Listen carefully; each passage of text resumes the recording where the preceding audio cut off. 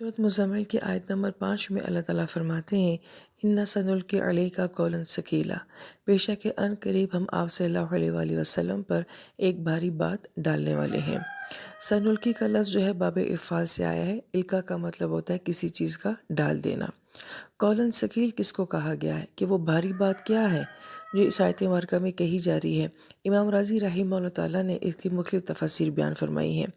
پہلی تفسیر تو یہ فرماتے ہیں کہ قولاً ثقیل سے مراد آپ صلی اللہ علیہ وآلہ وسلم پر وحی کی وہ کیفیات تھیں جو بظاہر بہت بھاری معلوم ہوتی تھی، جیسا کہ آپ علیہ السلام کو سخت سردی میں بھی پسینے کے قطرے آ جایا کرتے تھے،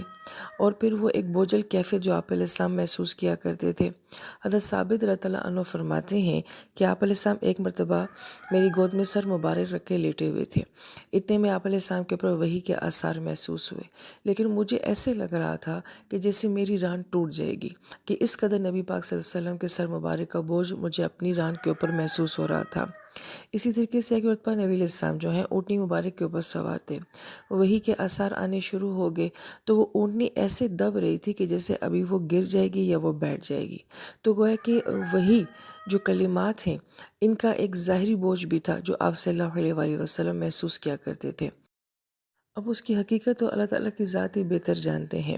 کہ قرآن میں جو الفاظ ہیں یا وہ کیا کیفیات تھی جن کا بوجھ آپ علیہ السلام ظاہری طور پر بھی محسوس کرتے تھے، لیکن بہرحال ایک بوجھل کیفیت آپ علیہ السلام پر ہوتی تھی جس کو قولاً ثقیل سے تعبیر کیا ہے۔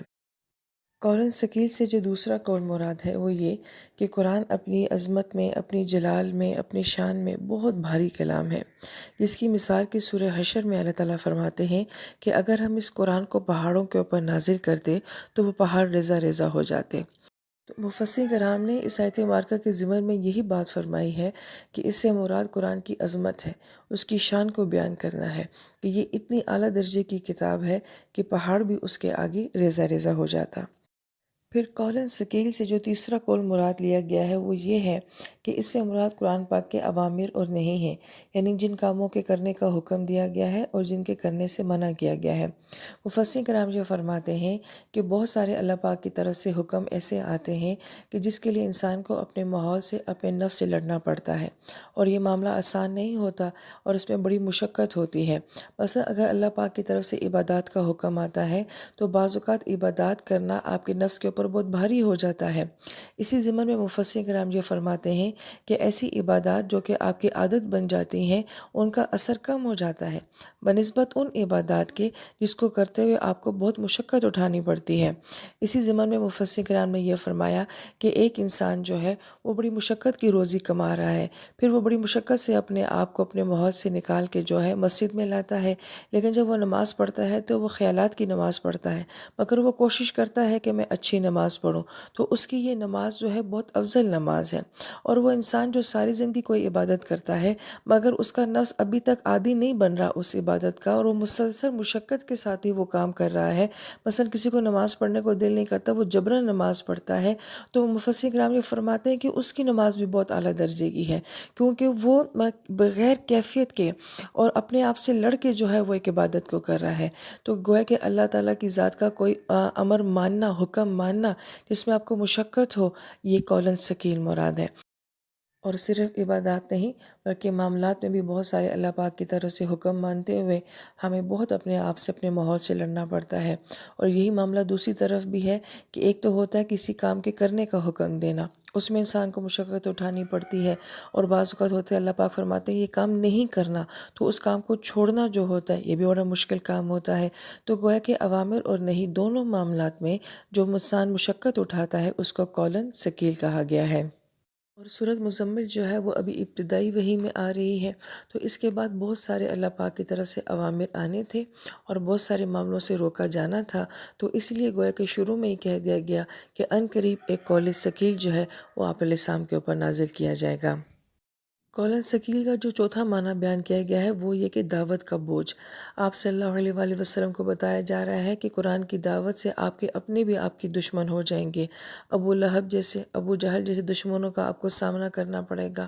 اوکاس کے بازار میں جا کے آپ کو سرعام لوگوں کے سامنے دعوت دینی ہوگی، پھر احد بھی دیکھنا پڑے گا، بدر بھی دیکھنا پڑے گا، شہادتیں بھی دیکھنی پڑیں گی، ہجرت بھی آپ علیہ السلام کو دیکھنی پڑیں گی، اور اس میں آپ کو اپنے خاندان کے دکھ بھی دیکھنے پڑیں گے۔ تو یہ سارے معاملات جو ہیں وہ قولاً ثقیل سے بیان کیے گئے ہیں کہ دعوت کا کام آسان کام نہیں ہے، یہ قولاً ثقیل ہے۔ اس آیت مبارکہ کی جو 5ویں تفسیر صوفیہ کرام نے بیان فرمائی ہے وہ بہت ہی خوبصورت ہے۔ وہ یہ فرماتے ہیں کہ دو طرح کی کیفیات ہوتی ہیں، ایک کیفیت کو عروج کی کیفیت کہا جاتا ہے اور ایک کو نزول کی کیفیت کہا جاتا ہے۔ جب انسانی روح جو ہے وہ ایک طرح کا سکینہ محسوس کرتی ہے، اپنے رب کے ساتھ تعلق محسوس کرتی ہے، تنہائی میں ہوتی ہے، راز و نیاز کی باتیں ہوتی ہیں، تو گویا کہ وہ انسانی روح کے اوپر ایک عروج کی کیفیت آتی ہے۔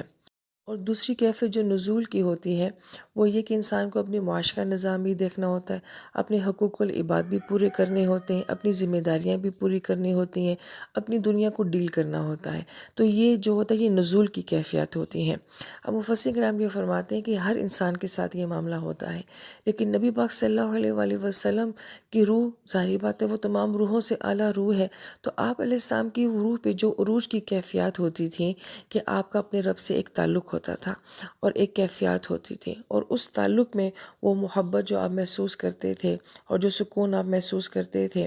تو وہ عروج کی کیفیات جو ہیں وہ رات میں آپ کے اللہ کے ساتھ ہوتی تھی، تہجد کی نماز میں ہوتی تھی، اور کہاں اعلیٰ مقام پہ آپ علیہ السلام کی روح ہوتی تھی۔ پھر اتنا عروج دیکھنے کے بعد جب دن کو نبی علیہ السلام کو یہ ذمہ داری دی جا رہی ہے کہ اب آپ نے ابو لہب کو بھی ڈیل کرنا ہے، ابو جہل کو بھی ڈیل کرنا ہے، لوگوں کی مخالفتیں بھی سہنی ہیں، ان کی بدتمیزیاں بھی سہنی ہیں، تو گویا کہ یہ نزول کی کیفیت ہوتی تھی۔ تو یہاں پہ مفسر کرام یہ بیان فرماتے ہیں کہ یہ معاملہ کوئی آسان معاملہ نہیں ہے، یہ بڑا سخت معاملہ ہوتا تھا۔ کہاں وہ اپنے رب سے تعلق، اور کہاں وہ کیفیات، کہاں وہ سکون، کہاں وہ عروج، اور پھر اس کے بعد آ کے دن میں ان لوگوں کے ساتھ سامنا کرنا، ان کی بدتمیزیوں کو سہنا، یہ قول ثقیل ہے۔ لہٰذا ان 5 اقوال کو جاننے کے بعد ایک اور اہم بات کہ تہجد کی نماز نبی علیہ السلام کے لیے کیا مقام رکھتی تھی اس کو بیان کیا جاتا ہے۔ تو مفسر کرام بڑی اہم بات یہ فرماتے ہیں کہ آپ علیہ السلام تو صادق اور امین کے لقب سے پہلے ہی مشہور تھے، وہی تو آپ علیہ السلام کو 40 سال کی عمر میں ملے۔ آپ علیہ السلام کے اخلاق اتنے اعلیٰ درجے کے تھے کہ سورہ قلم جو کہ ابھی دوسری وحی ہے اور اس میں آپ علیہ السلام کو کہا جا رہا ہے کہ آپ کے اخلاق بہت عظیم ہیں۔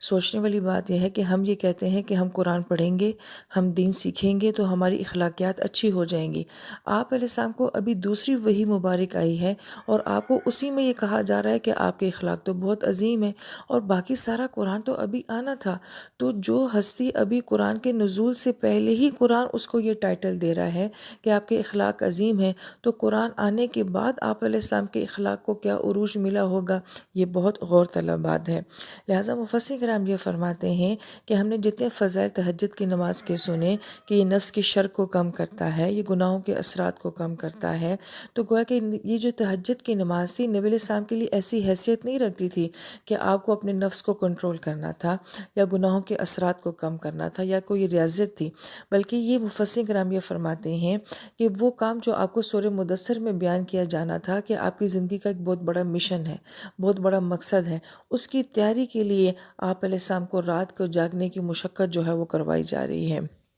اور بڑی گہری بات مفسر کرام یہ فرماتے ہیں کہ رات کی تنہائی میں قرآن کا اپنے اندر اتارنا، اس کو جذب کرنا، جبکہ ابھی صرف چند آیات ہی قرآن پاک کی نازل ہوئی ہیں، سورہ مزمل تیسری وحی ہے، تو گویا کہ تقریباً 20 آیات بنتی ہیں یا 25 کے درمیان بنتی ہیں جو اب تک نازل ہوئی ہیں، اور آدھی رات آپ کو قیام کرنے کا حکم دیا جا رہا ہے، یعنی کہ انہی چند آیات کو آپ نے بار بار پڑھنا ہے۔ کیوں پڑھنا ہے؟ اس لیے کہ جب قرآن آپ کے اندر جاتا ہے، آپ ایک چیز کو بار بار کرتے ہیں تو وہ آپ کے اندر اثر ڈالتی ہے، اور پھر مفسر کرام یہ فرماتے ہیں جب قرآن آپ کے اندر جاتا ہے آپ کی سوچ بدلتی ہے، آپ کا ویو بدل جاتا ہے، آپ کو ایک طاقت ملتی ہے جس کی وجہ سے آپ بڑے سے بڑے کام کر سکتے ہیں۔ تو گویا کہ یہ ربط ہے تہجد کی نماز کا اور آپ صلی اللہ علیہ وآلہ وسلم کی زندگی کے مقصد کا۔